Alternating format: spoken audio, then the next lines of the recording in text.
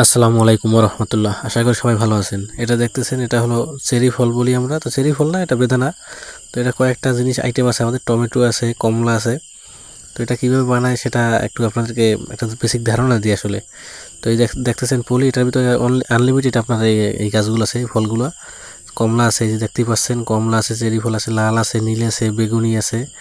তো এই হল বেগুনি যে। তো এটা নিচটা একটু খেয়াল করে দেখবেন যে এটা কিন্তু ফুলি প্লাস্টিকই, যে আমার হাতের ভিতরে এটা হলো আমরা টবের ভিতরে গাঁথতে লাগাই দিই আর কি। এই যে এটা আপনার কাটার মতো। এটার ভিতরে একটা মেশিন আছে আমাদের, আপনারা মেশিনটাকেও দেখছেন, ব্লুগাম মেশিন। তো সেই মেশিনের গাম লাগাইয়া এরপর টবের ভিতরে গাঁথতে যাই। আমাদের কাছে আলাদা টব থাকে, টব আমরা আলাদাভাবে কিনে আনি। তো সেটাও আমি আপনাদেরকে দেখাবো ইনশাল্লাহ।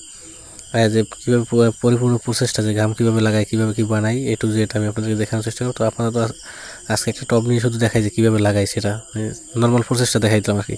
এই যে টবের ভিতরে, এটার ভিতরে ঘাম লাগে, টবের ভিতরে জোরে চাপ দিলে এটা জাস্ট সেট হয়ে যায় আর কি। তাইলে আপনার একটা ফুল তৈরি হয়ে গেল। তো এটা আহামরি কিছু না, করতে পারলে সহজ, না করতে পারলে অনেক কঠিন আর কি। তো এইভাবে আমাদের প্রত্যেকটা টব লাগানো, এই যে নিচে গোড়ার দিকে খেয়াল করলে দেখবেন যে ঘাম দিয়ে সাথে সাথে এটা হলো ঘাম দিয়ে প্রত্যেকটা টব এইভাবে লাগানো, এই গাছগুলো প্রত্যেকটা টবে এইভাবে লাগানো। ভালোভাবে দেখলেই বুঝতে পারবেন।